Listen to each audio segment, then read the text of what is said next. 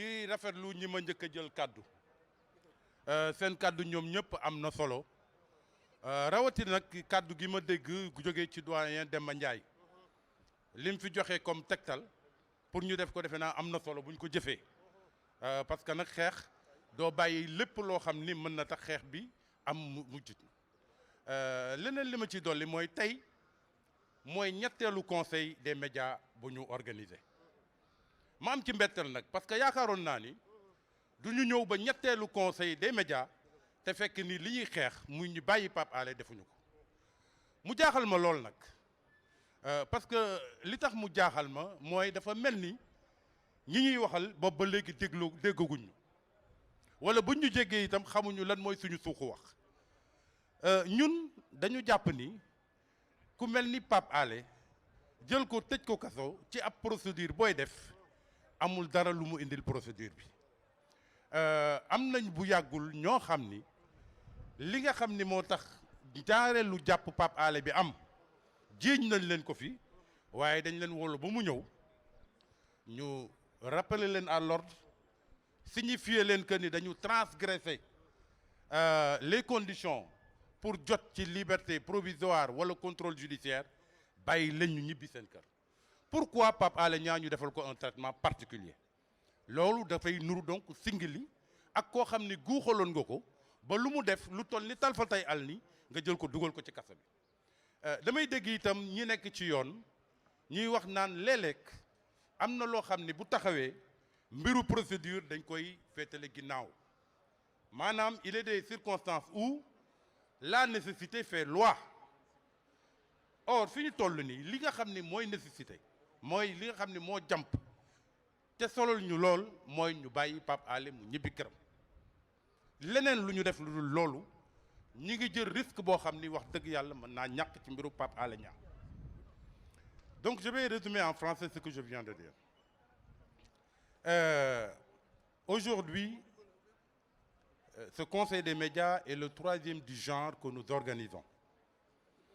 Je croyais qu'on n'en serait pas à une 3e édition sans que Pape Alé Niang ne soit pas libéré, sans condition. Parce que tout simplement, moi je considère que Pape Alé Niang présente toutes les garanties de représentation en justice et que la procédure peut se poursuivre normalement alors qu'il peut être chez lui. Donc, très sincèrement, de ce point de vue-là, tout paraît être un acharnement. Si, comme le disent certains, ou bien l'autorité judiciaire, Pape Alé Niang a été arrêté une seconde fois parce qu'il a transgressé les conditions qui étaient prescrites pour le contrôle judiciaire, alors que moi je ne crois pas, même pas que ce soit le cas, rien n'empêche qu'il puisse bénéficier d'un traitement comme tous les autres justiciables. Parce que les autorités judiciaires et politiques se trompent s'ils pensent que nous, on veut mettre la pression sur le système judiciaire pour que justice ne se fasse pas. Ils se trompent également s'ils pensent qu'on veut leur tordre le bras. Ils se trompent s'ils pensent que nous considérons que Pape Alé n'est pas un justiciable comme tous les autres. C'est parce que justement, nous considérons que Pape Alé est un justiciable comme tous les autres, que nous exigeons qu'il bénéficie du même traitement que des justiciables qui ont été interpellés il n'y a pas très longtemps pour avoir, semble-t-il, transgressé les conditions du contrôle judiciaire. Ils ont été convoqués, on leur a signifié qu'ils avaient transgressé les conditions et on les a laissés tranquillement rentrer chez eux. Pourquoi ne l'a-t-on fait pour Pape Alé Niang? C'est parce que quelque part, c'est suite à la pression qu'on a eu à exercer que contre leur gré, ils l'ont libéré une première fois.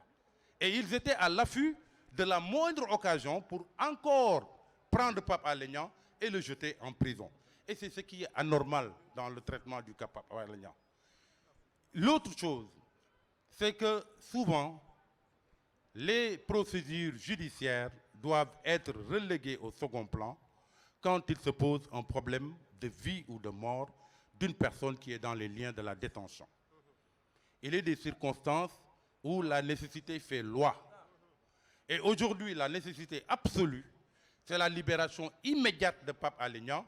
parce que sa vie en dépend. Nous n'avons cessé d'interpeller les autorités judiciaires et politiques sur le cas de Pape Alé Niang. Tout le monde l'a dit et redit et rabâché. Et aujourd'hui, ils font courir à ce pays un risque énorme en maintenant Pape Alé Niang dans les liens de la prévention, près de la détention, au péril de sa vie. Nous pensons que, à la suite de ce conseil des médias, à la suite aussi de la veillée nocturne qui sera observée vendredi, et à la suite peut-être du sit-in qui sera tenu devant l'hôpital principal, les autorités vont enfin entendre raison et libérer Pape Alé Niang. Je vous remercie. Merci, Momar. Merci.